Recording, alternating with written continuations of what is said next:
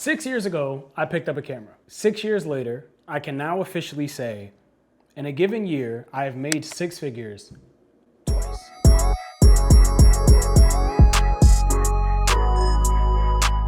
My name is Damon Young. I'm a photographer and videographer by trade, but most importantly, I own the company DTV Productions. Now, as I mentioned, I started photography 6 years ago back in 2020. It was one of those COVID things. And it got to the point where I didn't want it to be one of those COVID things. I felt that this was something that I can truly turn into something. Now, if you've watched me over the years, you know one of my main things is that I don't gatekeep. I actually don't like people who do. And also, I don't think there's anything special about me to the point where I can end up in this position and you can't.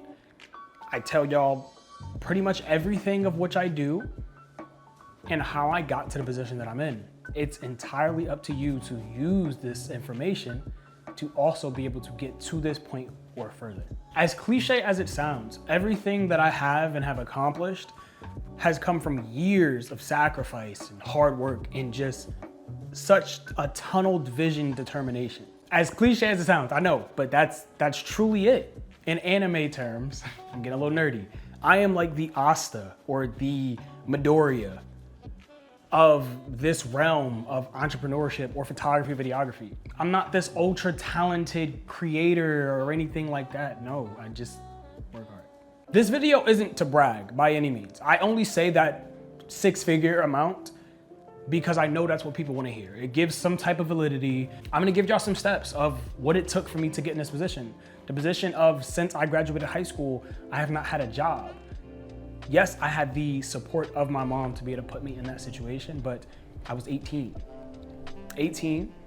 and going into 19, 20 years old, I had my own car, fresh off the lot, paying my own car note, my own car insurance, never had to ask my parents for help with financial situations, ever. Y'all have seen me on numerous occasions be in different apartments. This is now going on my third apartment.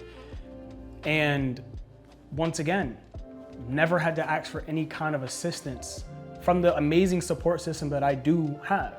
I'm in a position where I'm able to travel. I'm in a position where I'm able to set out plans and goals for in the near future, be able to take care of my mom and retire my mom. All this from that little photography thing you doing. That's where it started. That little photography side hustle kind of thing. That's where it was.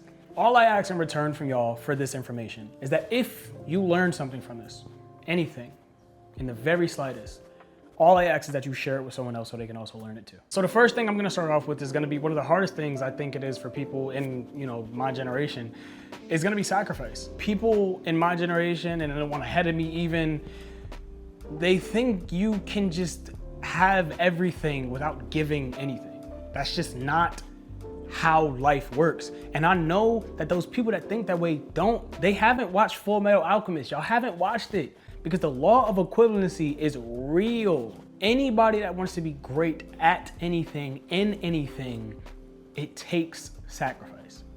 No matter how big or how small the sacrifice, it takes sacrifice. Throughout my journey, I've had to sacrifice friendships, relationships, business relationships. And the fact of the matter is, when it comes to sacrifice and trying to be great, it's an endless process. There's always going to be sacrifices to be made as you are striving to be great. Because I don't think I've reached greatness yet. I haven't got there. I'm still on my way. And I know there's gonna be even more sacrifices I'm gonna have to make, inevitably. The next thing is gonna be something that I've spoke about on this channel before, and it's going to be professionalism. Right? And it's crazy that some of y'all wonder why y'all don't get clients, why y'all don't get bookings. And I'm probably gonna make a separate video just about this again, but you wonder why you don't get clients or the bookings or the clients and the bookings that pay well. Professionalism matters. But the main way that I make sure that my clients see professionalism in me is going to be my time, my demeanor, and my attire.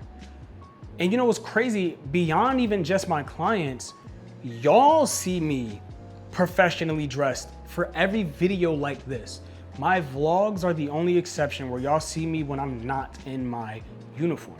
I was just at a game yesterday. None of them know me by face. They see the logo. Yo, that's DTV. Yes. But over the course of 5 years, people have been seeing this logo, which is a part of the professionalism. But I'll touch on each one of those real quick, just real quick. When it comes to time, being on time is not the only important thing, right? Because things happen, life happens.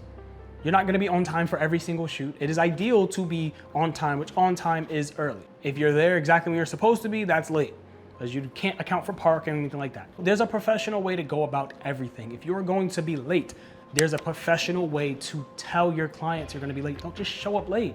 Let them know, hey, this is the situation. Keep them up to date, text them, call them. You wanna make it so that your client knows that they are important to you.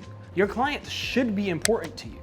Right? It's not just the money they're giving to you, it's trying to build a long-term sustainable relationship with that client. It's not just that one booking, it's not about that one booking. So don't just show up late. Even when you're gonna be on time, keep them in the loop. Hey, I'm arriving at this time. Texting them the night before, checking up on them after a shoot to make sure everything went well, they're satisfied with the product. A week later, reaching back out, checking to make sure, hey, everything's okay. I just wanna make sure you were able to download the photos, the videos, everything's cool with it. Now touching into your demeanor. Your attitude when you're showing up to a shoot is everything, right? If you are a service provider, but you're not a people person, you are in the wrong profession. I'm sorry, you just are. Because your personality has everything to do with if a client is going to rebook you, especially with intimate settings like studio photography. Sports photography, not as much, because it's not as much one-on-one happening, but even in sports photography, especially when parents are booking, your attitude and your personality is everything to those parents if they're gonna book you again to take care of their son's photos or videos. Because they wanna know, is the person I'm hiring to do these photos and videos of my kid, do they have my kid's best interest at heart? The second you meet them, the first impression should show that you do. You don't walk around shy or anything like that, no. No, because then if you're not confident in yourself and your ability, they're not confident in yours. How are you ever gonna make it to making 6 figures doing photography and videography if you're not confident in your ability to satisfy a client? It doesn't make any sense, it won't work. And last but not least is going to be your attire. Absolutely not least, because I know y'all in high school, I get it. I did the same thing, I literally did the same thing. But I didn't have anybody to tell me, and the second I did, I changed. I'm telling y'all this now. I don't care if you are a freshman. Go to the thrift store or anywhere, get a damn polo shirt or a button-up shirt, or hell, get a t-shirt, a nice fitted t-shirt. Put your logo on it. In addition to that, stop wearing Crocs and slides out to these shoots. I don't care if it's a football game, basketball game, what are you doing? You get a pass if it's summertime, 7-on-7 football, whatever the case may be, cool. But your professionalism matters when it comes to the way that you dress. Ain't nobody telling you to show up to these shoots in a suit and tie.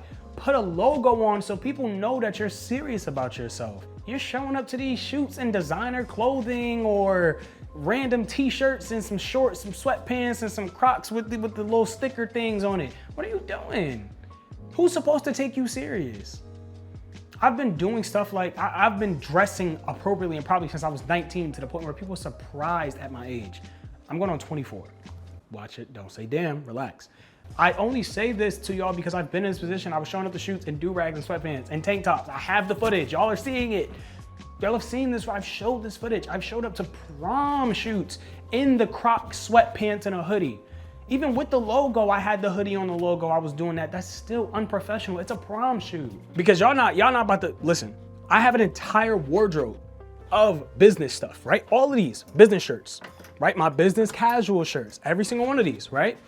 And then over here, we have the business button-ups. We got the professional wear. We have all the professional wear, right? We got the suits. You feel me? Like, it's not that difficult. It's not. It's really not. You don't even gotta get a whole suit. I got these suits because this is me. That's me. Like I said, I didn't want to spend too much time on that. I'm sorry. I'm just very passionate about specifically that because there's a lot of y'all that I see that don't do it. And you're gonna be taken more. I've been told this personally. I've been taken more serious because of the way that I carry myself. And the way that I carry myself is hello, hello, hello. This is unfinished, so please don't mind it. The next thing we're gonna talk about is being goal-oriented or just being intentional with your goals. I was a culprit of this in my early stages, my first 2 years. you just kind of just go about things. You know, you just kind of go about things. The goal is to make money. All right, the goal is to make money. How are you gonna make money? Make money. No, you have to set actual goals. I have gotten into the habit of writing down my goals because it helps you figure out where you are and where you want to be, right? Which sometimes can be two completely different things, or sometimes it can be exactly where you want it to be. You just really never know, but you won't know until you write these things down. Bro, I have a whole chalkboard. And this chalkboard, y'all have seen this in my last vlogs in the other apartment. I've been doing this chalkboard since football season. Because I had so many thoughts up here. I'm just like, yo, I just need to be able to write something down, big ass chalkboard. And on that chalkboard, it's just the amount of money. I set a goal, the amount of money I want to make for a season, which it was fall season and now we're into winter season. The amount of money I want to make, and then I jot down each month how much I make. And then we go over it after the end. And I break down on that list how much I'm gonna be making from this, how much I'm gonna be making from that, how much this is, and then how much I'm expected to make, how much I actually make. You write these things down so you can see them. It matters. We're all aware of the saying, work smarter, not harder. If you want to be great, you have to work smart and hard. You can't just work hard, you can't just work smart.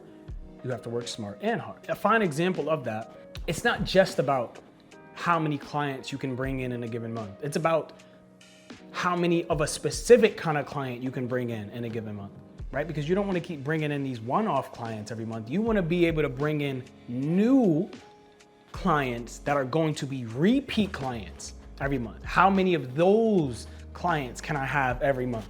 How many clients can I get that is business to business work? Because that's the most profitable kind of business, because they're going to continuously book with you.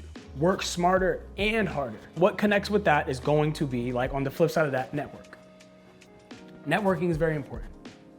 It's very, very important. You're not going to get anywhere in this field without networking. And a lot of times networking can come from free work, or networking can just come from, you know, being in places. And when you do get shoots, make sure you talk to other people that are in the surrounding area. Or, like I do, give people some type of discount if they bring you other clients. In this field, it's a lot about who you know. It's a lot about who you know, and also what they know about you, which ties back to the professionalism. Lock in. I will be now giving y'all the information that I'm sure a lot of y'all have been wanting, which is specifically talking about pricing strategy and gaining clients. The reason I put this at the very end is because a lot of y'all want to make this kind of money when y'all are not even realistically qualified as photographers or videographers to even be making that kind of money. Everything that I just told y'all prior are the bare minimum things you're going to need to be someone who can be a photographer or videographer that is not a super high scaled corporation, but still making six figures. At the bare minimum, you're going to need those key things. When it comes to scaling your business to six figures, first of all, it needs to be a business. You cannot just be running as an independent. You need to be an official business within whatever state you are in, so that way you can start getting bigger contracts from schools. That's going to be one of the biggest ways for you to get that six-figure amount. You're going to want those contracts from the local schools that you have done work for, whatever the case may be, because at that point, it's coming from the district, it's coming from your county, it's not coming from someone's pockets. So that's how you really get those big, you know, those 4 to 5 figure amounts that you want to be paid. You need to do more business to business work. Stop working with these one-off athletes. They don't have money. They don't have the money to continuously pay you, right? And it's no knock to them. It's just like, and how are, you know what I mean? There's only one of you that can go around. So you need to prioritize who and how you're gonna be spending your time on when it comes to making the most for your time. A good example of this would be like this past football season for Nutley High School. Instead of me trying to get paid for one player throughout the season, I was paid for 10 to 15 players throughout the season, where ideally I would have wanted to just go through the school and just get booked from the school. It wasn't working that way, so I went through the parents and then packaged it so that every parent know that if all of y'all booked together, it'd be cheaper than one individual parent. So they just brought more and more on board throughout the season. Now that way I'm going and I'm doing more work, but I'd much rather spend that time doing more work, getting paid more, rather than spending that same exact time for the most part at these games, getting paid a lower amount. I'm just gonna get to this already. I'm never gonna be that person that's gonna tell you how much you should be charging for your photography. If you are at this point of trying to scale to 6 figures, you should already be having somewhat of an idea of what your prices are.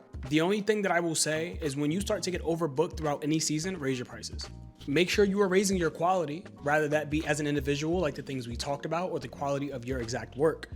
Raise your prices so that way you are filtering out the people that'll pay less and you're bringing in people that'll pay more, because there's only one of you.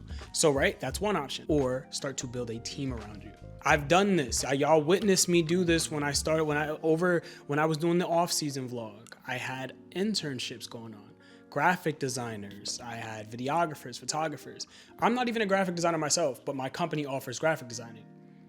I'm not a social media manager, but my company offers social media management. I just managed an entire social media page where it was graphics, photography, videography, posting. All of that was covered through the entire basketball season, right? So either you're gonna raise your prices to filter out certain clients, or you're gonna build a team around you so that you can take on more work. And the last thing I will say specifically about sports photography, or sports photographers, or videographers, whatever the case may be, and I've said this multiple times, if you wanna get to this point of making 6 figures, you cannot limit yourself at all. You're shooting yourself in the foot if you are just gonna claim yourself as just a photographer, just a videographer, or you just work within one niche. So just sports, just portraits, just this, just that.